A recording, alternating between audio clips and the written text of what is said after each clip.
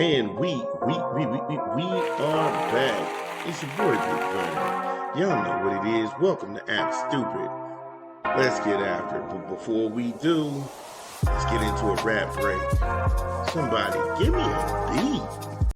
What up? It's your boy Big Vern coming to you live from the App Stupid Studios. And we pushing a new rap album this month. The Mussolini Don Dada in stores now. Get it where you legally consume music, whether it be Apple Music, Google Play, or Spotify. My personal favorites on the track is Midnight Train with Silent Snipers. Come on, y'all. Y'all know I'm a moose head. Money. Right at you with Seattle's Key and Izzy Hot. Champagne music is wild. That's my track. Champagne music is crazy. Passenger Seat with AJ Snow. Should Know with O Finesse and Lemon Haze. The Mussolini Don Dada in stores now. Yeah, Don Dada by the Mussolini. Make sure you get it. It's a hard program. Like I said, we thought the project was dope. Yo, smash the like and subscribe button. Also, share the content, man. We growing in the army. Even if you disagree with me on most of these takes, you can never say I lied to you because all of this is thoroughly researched. So, on with the show. This is it. America. This dude. College football's top fraud and asshole in chief. Nick Saban is up to it again. He's up to his old tricks, whining and crying about the NIL. Yep, this is the dude. And he decided to drag the most compromised person into this with him, which would be Urban Meyer. And for some reason, Tiger Woods was there. Maybe because Tiger Woods has a connection to the White House and he was hoping to get President Trump's ear. Read the room, Nick. Read the room. People are possibly going into a World War III situation, and you're around here crying because you can't win when everybody else is on an even playing field. Yes, I said it. And also, Urban Meyer, really?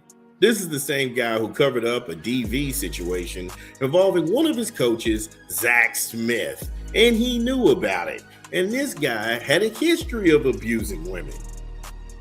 And because Urban Meyer didn't do anything to him because he was winning games, he went ahead and was penalized for that. Yeah, that's Urban Meyer.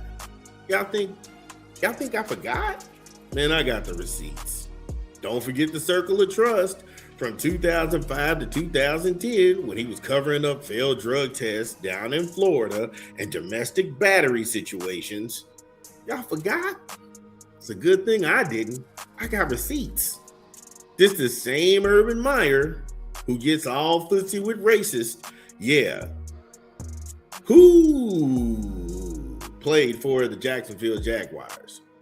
He was one of the coaches. Everybody knew he was actively racist. And then he kicked the kicker, having petty disagreements with players and benching them because he didn't like them personally. Then he was caught in a bar being all handsy with someone who wasn't his wife.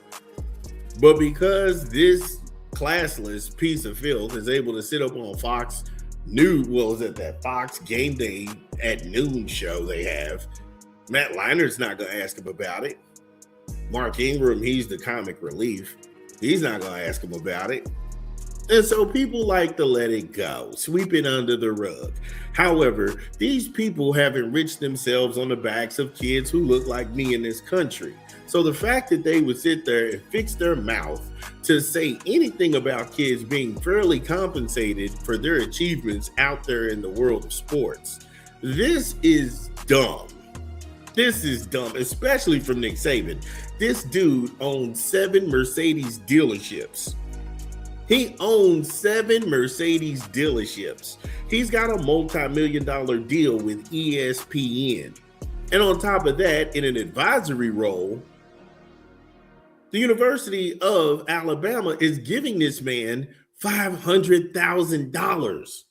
And he's crying because these kids are signing deals for $2 million, maybe $1 million. And the schools, they're not giving them $1 million up front. These guys have agents. You got to pay the agents, and then you got to pay your taxes, and then the school is making payments. The school is making payments to all of these guys who are on the NIL. They're not getting all this money up front, but somehow that bothers Nick. Young kids riding around who are taking their families out of poverty. Of course, they're going to do stuff that young kids do. If you come from a disadvantaged situation and you have means, you're going to go ahead and get an expensive car, going to go ahead and get a gold chain and things like that. But then someone in your circle is going to talk to you about financial literacy. And I guess that's the part that turns Nick Saban red. Because there should be no need for him to be poking around and saying, oh, this and that about the NIL. We know why you quit. This is the same Nick Saban who didn't win Jack Diddley shit in the Big Ten. He didn't. He tied. That would tie for second. He never tied for first. Come on now. He couldn't win up there, and it was an even playing field. So when he got to the SEC, and I'm going to let the cat out of the bag, the SEC has been paying guys for years. And when Deion made that big splash out in Colorado, who was the first person to sit out there and talk crazy? Nick Saban. And then when Deion said, Nick, I know what you do. I know what you do. I got receipts. The first thing Nick Saban did was clam up. Because he just like everybody else who isn't blind, they knew, hey, look, because now everybody can pay players, we'll see how good the SEC really is. They haven't won a championship since then. Since House v. NCAA, the last two champions in the college playoff have been the Big Ten. The bowl records don't match. So trust me, I know what the business is. And then he gets up there, he talks to the AD. I don't know if I can win in this environment. Why? Because people have an even playing field. And then you want to sit there and have a powwow, talk about things that impact the kids. Talk about tampering. Right now, you have Dabo Swinney. He's got evidence against Pete Golding from Ole Miss that he was talking to a kid who was already signed and he was actually on campus. He's got the records. Kirby Smart was the victim of tampering by LSU. Why don't you talk about that? Talk about the adults that are forcing the kids, because it's low-hanging fruit to go against the kids. It's low-hanging fruit to say, hey, you're $18 million. You're 18 years old. You shouldn't be taking $1 million or $2 million for your services. What? You shouldn't be taking anybody's money. You live in Juniper, Florida, Juniper Island. His house is valued at $17 million.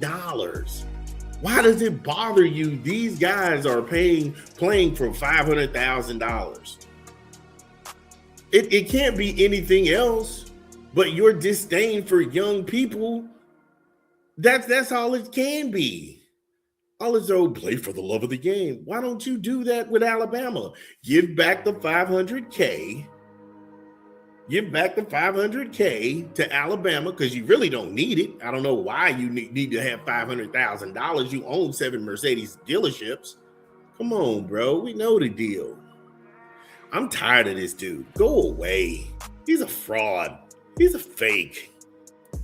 Yeah. It's your boy Big Vern. Y'all know the drill. Get in the comments.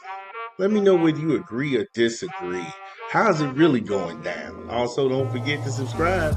We'll be back.